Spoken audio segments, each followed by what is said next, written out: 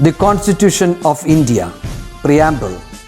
We, the people of India, having solemnly resolved to constitute India into a sovereign, socialist, secular, democratic republic and to secure to all its citizens justice, social, economic and political, liberty of thought, expression, belief, faith and worship, equality of status and of opportunity, and to promote among them all fraternity, assuring the dignity of the individual and the unity and integrity of the nation. In our Constituent Assembly, this 26th day of November 1949, do hereby adopt, enact and give to ourselves this Constitution.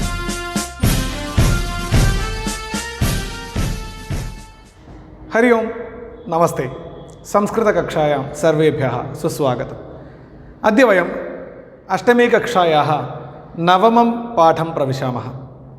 ഇന്ന് നമുക്ക് 8ാം ക്ലാസ്സിലെ 9ാമത്തെ പാഠത്തിലേക്ക് കടക്കാം। अष्टमस्य पाठस्य नाम सर्गवैचित्र्यम् इत्यस्ति। सर्गवैचित्र्यं सर्गशब्दस्य कः अर्थः? सर्गः सर्गः इत्यस्य सृष्टिः इत्यर्थः। സർഗം എന്ന് വെച്ച് കഴിഞ്ഞാൽ സൃഷ്ടി എന്നാണ് അർത്ഥം. സൃഷ്ടിയുടെ വൈചിത്ര്യം, വൈചിത്ര്യം ഇത്യസ്യ വിചിത്രതായാഹ ഭാവഃ. എത്രത്തോളം ഡിഫറൻ്റ് ആണല്ലേ നമ്മുടെ ചുറ്റുമുള്ള സൃഷ്ടികൾ. ഒന്ന് ആലോചിച്ച് നോക്കിയിട്ടുണ്ടോ? എന്തെല്ലാം ഉണ്ട് നമ്മുടെ സൃഷ്ടികളിൽ? കുഞ്ഞു പാറ്റ മുതൽ വലിയ നീലത്തിമിംഗലം വരെ, എത്രയോ വലിയ ജീവികൾ വരെ നമ്മുടെ സൃഷ്ടിയിലുണ്ട്.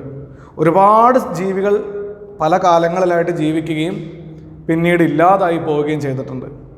മനുഷ്യനും എത്രയോ കാലം കൊണ്ട് പലതരത്തിൽ രൂപാന്തരപ്പെട്ട് മാറി മാറി വന്നിട്ടുണ്ട്. ആ വന്നിരിക്കുന്ന മനുഷ്യന്മാരിൽ വളരെ കുറച്ച് പേര് മാത്രമേ ഒരേപോലെ ഉണ്ടാവുള്ളൂ. കോടിക്കണക്കിന് മനുഷ്യന്മാരുണ്ട്, ഓരോരുത്തരും ഡിഫറൻ്റാണ് കാണുന്നതിൽ. അപ്പോൾ എത്ര വ്യത്യാസമുണ്ടല്ലേ ഈ ലോകത്ത്, എത്ര വിചിത്രമാണല്ലേ സൃഷ്ടി. അതിനെ പറ്റിയാണ് ഈ പാഠഭാഗത്തിൽ നമ്മൾ പറയുന്നത്. ഈ പാഠഭാഗത്തിൽ നമ്മൾ ഒരു കഥയാണ് പഠിക്കുന്നത്. अस्याः कथायाः ശ്രവണാത് പൂർവം അന്യാം കാഞ്ചന കഥാം ശൃണുമഃ. ഈ കഥ കേൾക്കുന്നതിന് മുമ്പ് നമുക്ക് മറ്റൊരു കഥ കേൾക്കാം. എന്നിട്ട് ആ കഥയുടെ ഗുണപാഠം എന്താണെന്ന് ഞാൻ അവസാനം പറയാം. ഈ കഥയെ കൂടെ കേട്ടിട്ട് പറയാം. ഒരിക്കൽ ഒരു ആശ്രമത്തിലെ ഒരു മുനി താമസിക്കുന്നുണ്ടായിരുന്നു. അദ്ദേഹത്തിൻ്റെ അടുത്തേക്ക് ഒരു സാധാരണക്കാരനായ വ്യക്തി കടന്നു പോവുകയാണ്. എന്നിട്ട് അദ്ദേഹം പറഞ്ഞു, ഈ ലോകത്ത് എന്നെ ആർക്കും വേണ്ട, ആരോടും എനിക്കൊരു താല്പര്യമില്ല, എന്നെക്കൊണ്ട് ഇനി ഒന്നും ചെയ്യാനില്ല, ഞാൻ ജനിച്ചത് തന്നെ വേസ്റ്റായിപ്പോയി, എനിക്ക് മരിച്ചാൽ മതി, എനിക്കിവിടെ ആരുമില്ല, ഒന്നുമില്ല, ഞാൻ ആകെ വിഷമത്തിലാണ് എന്നിങ്ങനെ പറഞ്ഞു. അപ്പോൾ ഗുരു പറഞ്ഞു, ആണോ, ശരി, നമുക്ക് അങ്ങനെയാണെങ്കിൽ കുറച്ചു ദൂരം നടക്കാം, നമുക്ക് എന്തെങ്കിലും കുഴപ്പങ്ങളുണ്ടെങ്കിൽ നമുക്ക് സംസാരിച്ച് നോക്കാം, എന്താ കാര്യങ്ങളൊക്കെ ഒന്ന് അറിയാലോ എന്ന് പറഞ്ഞ് ആ മുനിയും ഈ കടന്നു ചെന്ന വ്യക്തിയും കൂടി നടക്കാനായിട്ട് പുറപ്പെട്ടു. അങ്ങനെ പുറപ്പെടുന്ന സമയത്ത് മുനി ആ ആശ്രമത്തിൽ നിന്ന് ഒരു ആനയെയും ഒരു കുരങ്ങനെയും കൂടെ കൂട്ടി. അങ്ങനെ കുറേ ദൂരം മുന്നോട്ട് പോയിട്ട്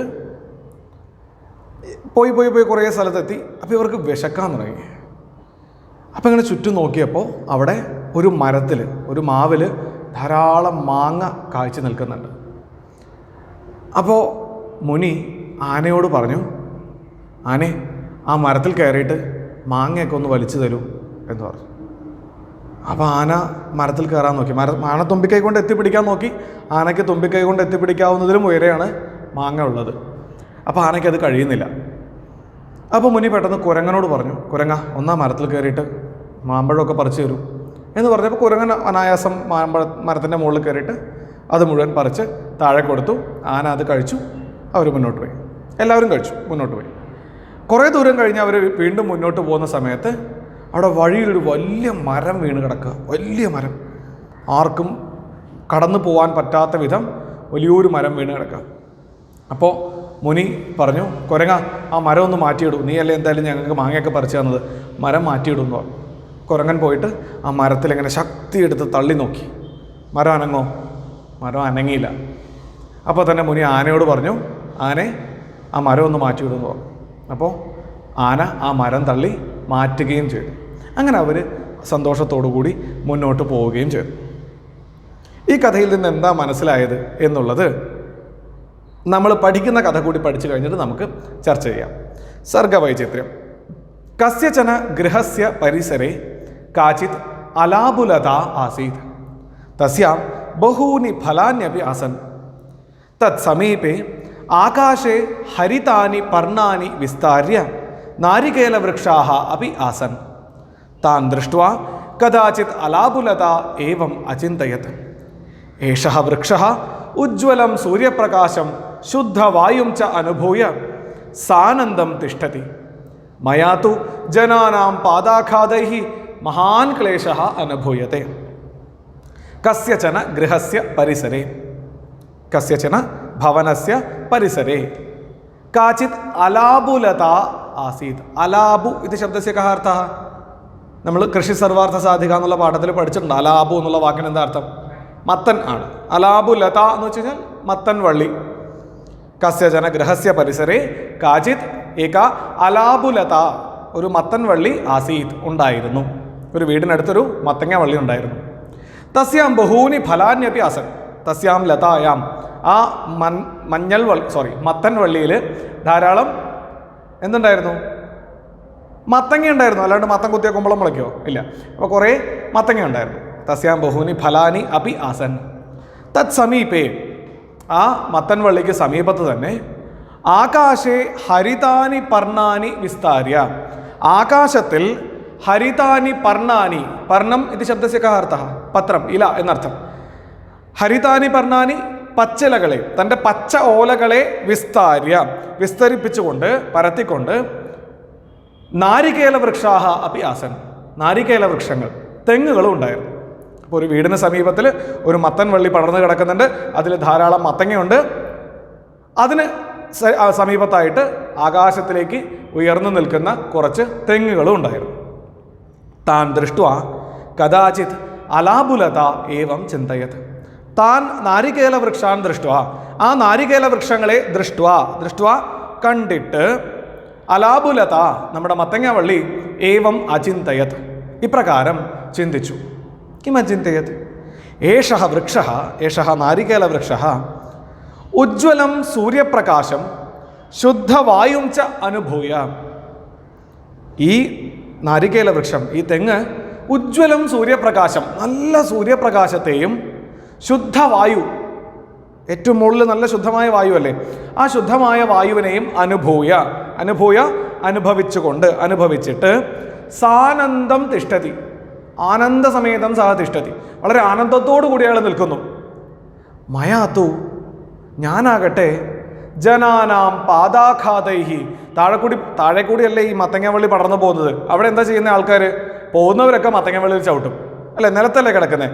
അപ്പോൾ മയാത്തു ജനാനാം പാദ ആഘാതൈഹി ഞാനാകട്ടെ ജനങ്ങളുടെ കാലുകൊണ്ടുള്ള ചവിട്ടേറ്റ് മഹാൻ ക്ലേശഃ അനുഭൂയത്തെ ഒരുപാട് ബുദ്ധിമുട്ട് ഞാൻ അനുഭവിക്കുന്നുണ്ട് എന്ന് സങ്കടപ്പെട്ടു. സാ ഭക്തിയ പ്രകൃതിമാതരം പ്രാർത്ഥയത മാതഃ കിമപി മാമപി നാരികേലവൃക്ഷ ഇവ ഉന്നതിം പ്രാപയതു ഇതി.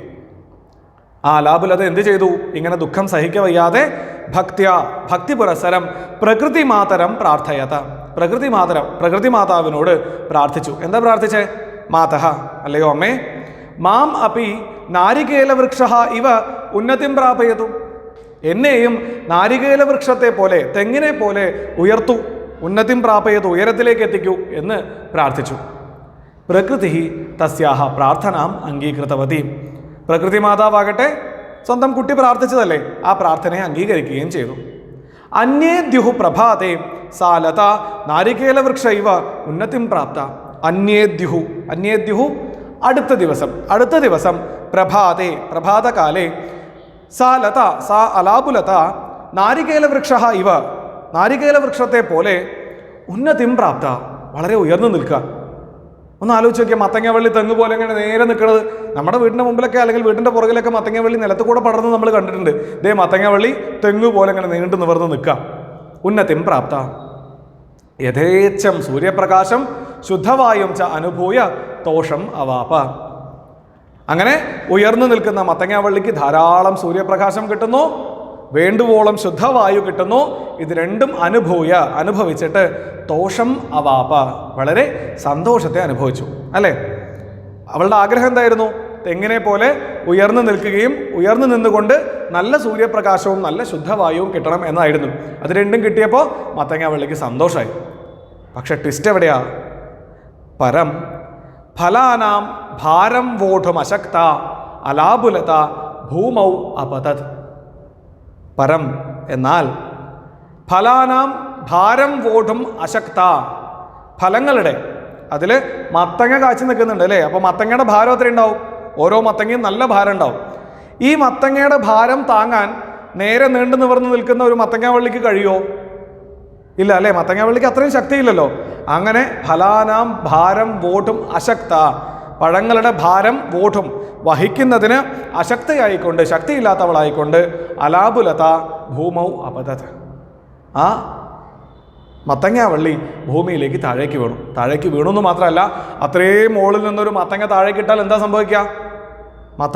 മത്തങ്ങ ജ്യൂസ് ആവും അല്ലേ? താഴെ വീണ് പൊട്ടിച്ചെതറി ആർക്കും ഉപയോഗമില്ലാതെ പോവും.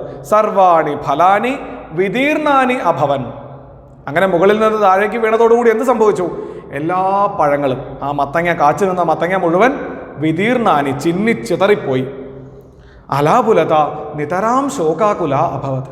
ഈ അലാബുലതയ്ക്ക് സ്വന്തം കുഞ്ഞുങ്ങളെ പോലെയല്ലേ മത്തങ്ങകൾ. അപ്പോൾ ഈ മത്തങ്ങകൾ മുഴുവൻ പോയാലോ? അത്യന്തം ശോകാകുലയായി തീർന്നു. അലാബുലത നിതരാം വളരെയേറെ ശോകാകുല അഭവത്, അത്യന്തം ശോകാകുലയായി തീർന്നു. സാ പുനരപി പ്രാർത്ഥയത, അവൾ വീണ്ടും പ്രാർത്ഥിച്ചു. മാതഃ മയായത് പ്രാർത്ഥിതം തത് അനുചിതമേവ കൃപയാ മമ അപരാധഃ ക്ഷമ്യതാം ഇതി. ആ അലാബുലത വീണ്ടും തൻ്റെ പ്രകൃതി മാതാവിനോട് പ്രാർത്ഥിച്ചു. അല്ലയോ മാതാവേ, അമ്മേ, മയായത് പ്രാർത്ഥിതം, എന്നാൽ എന്താണോ പ്രാർത്ഥിക്കപ്പെട്ടത് അത് അനുചിതമേവ, അത് വളരെ അനുചിതമായിപ്പോയി, എനിക്ക് തെറ്റുപറ്റിപ്പോയി. കൃപയാ മമ അപരാധഃ ക്ഷമ്യതാം ഇതി, എൻ്റെ അപരാധം ക്ഷമിച്ചാലും എന്ന് പ്രാർത്ഥിച്ചു. തശ്രുത്വാ സന്തുഷ്ടാ പ്രകൃതി അലാബുലതാം അവദത്. അത് കേട്ടിട്ട്, കേട്ടിട്ട് സന്തുഷ്ടാ പ്രകൃതി, സന്തോഷവതിയായ പ്രകൃതി മാതാവ് അലാബുലതാം അവദത്, ആ മത്തങ്ങവള്ളിയോട് പറഞ്ഞു, മദീയ സൃഷ്ടൗ, എൻ്റെ സൃഷ്ടിയിൽ ജീവിനാം ഗുണാഹ, ജീവികളുടെ ഗുണങ്ങൾ സ്വഭാവജാഹ ഭിന്നാഹ ച കൽപ്പിതാഹ, ഓരോ ജീവിയുടെയും ഗുണങ്ങൾ സ്വഭാവങ്ങൾക്കനുസരിച്ചും അവരവരുടെ ആവശ്യങ്ങൾക്കനുസരിച്ചും വ്യത്യസ്തമായിട്ടുമാണ് നിർമ്മിക്കപ്പെട്ടിട്ടുള്ളത് അല്ലേ? ഇപ്പം മീനിന് നീന്തണം അല്ലേ? നീന്താൻ പോകുന്ന മീനിന് വെറും 2 കാല് മാത്രമായിരുന്നെങ്കിലോ പറ്റുമോ? മീനിന് നീന്താൻ പറ്റുമോ? ഇല്ല, അതിന് അതിൻ്റേതായിട്ടുള്ള അവയവങ്ങൾ വേണം അല്ലേ? പക്ഷിക്ക് പറക്കണം, പക്ഷെ ചിറകില്ലെങ്കിലോ? അപ്പോൾ ഓരോ ജീവിക്കും എന്താണോ ആവശ്യം അതിനനുസരിച്ചിട്ടാണ് ഈ സൃഷ്ടിയിൽ ഓരോ ജീവികളും സൃഷ്ടിക്കപ്പെട്ടിരിക്കുന്നത് എന്ന് ആ പ്രകൃതി മാതാവ് മത്തങ്ങാവള്ളിക്ക് പറഞ്ഞു കൊടുത്തു. തേഷു കഥാപി സ്പർദ്ധാന ഭവേത്. അങ്ങനെ പരസ്പരം വ്യത്യസ്തമായിരിക്കുന്ന കഴിവുകളോടുകൂടി സൃഷ്ടിക്കപ്പെട്ടിട്ടുള്ള ജീവികൾക്കിടയിൽ സ്പർദ്ധ മത്സരഹ, അവർ തമ്മിൽ ഒരു തരത്തിലുള്ള മത്സരവും പാടില്ല. എന്താ കാരണം? ഓരോരുത്തർക്കും ചെയ്യാനുള്ള ഡ്യൂട്ടി വേറെ വേറെയാണ്. അതിനിടയ്ക്ക് ഇപ്പോൾ 9ാം ക്ലാസ്സിൽ പഠിക്കുന്ന നിങ്ങൾ 1ാം ക്ലാസ്സിൽ പഠിക്കുന്ന വേറൊരു കുട്ടിയായിട്ട് മത്സരിച്ചിട്ട് വല്ല കാര്യമുണ്ടോ? അല്ലെങ്കിൽ ഇപ്പോൾ നിങ്ങൾ ഗ്രൂപ്പ് സോങ് പാടാൻ പോവാ, ഗ്രൂപ്പ് സോങ് പാടുന്ന നിങ്ങൾ ഗ്രൂപ്പ് ഡാൻസുകാരായിട്ട് മത്സരിച്ചിട്ട് വല്ല കാര്യമുണ്ടോ? ഇല്ല. അവരവരുടെ ഡ്യൂട്ടിയും അവരവരുടെ മേഖലയും വേറെയാണ്. അത്തരം മേഖലകളിൽ ജോലി ചെയ്യുന്നവർ അവരല്ലേ മത്സരിക്കേണ്ടതുള്ളൂ. അപ്പോൾ ഓരോ വ്യക്തിയിലും വ്യത്യസ്തമായിട്ടുള്ള കാര്യങ്ങളുണ്ട്. അതുകൊണ്ട് തന്നെ ആരും മത്സരിക്കുന്നതിൽ അർത്ഥമില്ല എന്ന് പ്രകൃതി മാതാവ് അലാബുലതയ്ക്ക് പറഞ്ഞു കൊടുത്തു. യതഃ സർവേഷാമപി ജീവിനാം സൃഷ്ടേഹേ ഫലം ജഗത് കല്യാണമേവ. എന്നാ അതിന് പ്രധാനപ്പെട്ട കാരണം എന്നാണെങ്കിൽ സർവേഷാമപി ജീവിനാം സൃഷ്ടേഹേ, ഈ ലോകത്തുള്ള എല്ലാ ജീവികളെയും ഞാൻ സൃഷ്ടിച്ചിരിക്കുന്നത് എന്തിനാ? അതിൻ്റെ എല്ലാം ഫലം എന്താ? ജഗത് കല്യാണം. ഈ ജഗത്തിന് നല്ലതുണ്ടാവുക എന്നുള്ളതാണ്. ഈ ഭൂമിക്ക് തന്നെ നല്ലത് സംഭവിക്കുന്നതിന് വേണ്ടിയിട്ടാണ് ഈ ജീവികളെല്ലാം സൃഷ്ടിക്കപ്പെട്ടിരിക്കുന്നത്. ഭൂമിയിൽ നന്മയുണ്ടാവാനാണ് ജീവികളെല്ലാം സൃഷ്ടിക്കപ്പെട്ടിരിക്കുന്നത്. ഏതെങ്കിലും ജീവികൾ, മനുഷ്യനല്ലാത്ത ഏതെങ്കിലും ജീവികൾ ഭൂമിക്ക് ചീത്ത വരുത്തുന്ന എന്തെങ്കിലും ഒരു കാര്യം ചെയ്യാറുണ്ടോ? ഏതെങ്കിലും പട്ടി കടയിൽ പോയിട്ട് പ്ലാസ്റ്റിക് ബാഗിൽ സാധനം വാങ്ങിച്ചുകൊണ്ട് പോകും? ഇല്ല, മനുഷ്യൻ വാങ്ങിക്കൊണ്ട് പോകും അല്ലേ? ഏതെങ്കിലും പട്ടി കുറേ ഫാക്ടറി തുടങ്ങിയിട്ട് ആ ഫാക്ടറിയിൽ നിന്നുള്ള മാലിന്യങ്ങൾ മുഴുവൻ നദിയിലേക്ക് ഒഴുക്കി കളയോ? ഇല്ല അല്ലേ? മനുഷ്യനത് ചെയ്യും അല്ലേ? അപ്പോൾ മനുഷ്യനൊഴികെ മറ്റു ജീവികളൊന്നും പ്രകൃതിക്ക് നാശം വരുത്താൻ ആഗ്രഹിക്കുന്നവരല്ല. പ്രകൃതിയുടെ നന്മയ്ക്ക് കോട്ടം വരുത്താൻ ആഗ്രഹിക്കുന്നവരല്ല. ആ കൂട്ടത്തിൽ മനുഷ്യൻ മാത്രമേ പെട്ടിട്ടുള്ളൂ. അപ്പോൾ ഈ പ്രകൃതിയിൽ സൃഷ്ടിക്കപ്പെട്ടിട്ടുള്ള എല്ലാ ജീവികളുടെയും യഥാർത്ഥത്തിലുള്ള ലക്ഷ്യം ഈ ഭൂമിയെ നന്മയുള്ള ലോകമാക്കി ബാക്കിയാക്കുക എന്നുള്ളതാണ്. ത്വം യഥാപൂർവം ഭവ എന്ന് അനുഗ്രഹിച്ചു. നീ യഥാപൂർവം, മുൻപ് എങ്ങനെയാണോ ഉണ്ടായിരുന്നത് അങ്ങനെ തന്നെയായി തീരട്ടെ എന്ന് അനുഗ്രഹിച്ചു. പൂർവാവസ്ഥാം പ്രാപ്ത അലാബുലത സന്തുഷ്ട അഭവത്. മുൻപത്തെ അവസ്ഥയെ പ്രാപിച്ചവളാകുന്ന അലാബുലത സന്തുഷ്ടയായി തീർന്നു, വളരെ സന്തോഷവതിയായി തീർന്നു എന്നുള്ളതാണ് കഥ. ഇനി നമ്മൾ ആദ്യം കേട്ട കഥയിലേക്ക് പോയാലോ? ആദ്യത്തെ തവണ മുനിക്ക് ആവശ്യമുണ്ടായിരുന്നത് മരത്തിന് മുകളിലുള്ള പഴങ്ങളായിരുന്നു.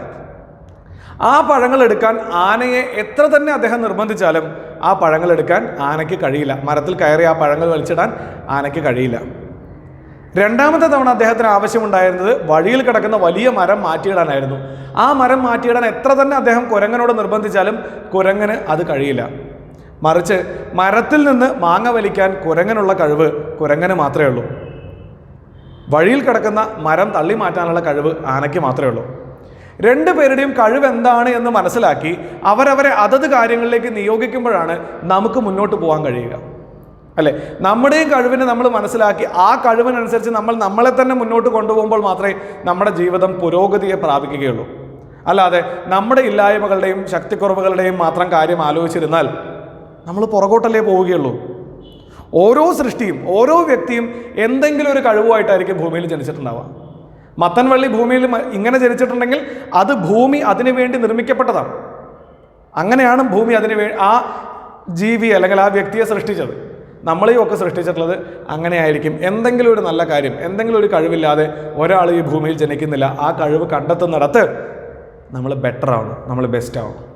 അത് കണ്ടെത്തുന്നതിനാണ് ഈ പാഠം നിങ്ങൾ പഠിച്ചത്.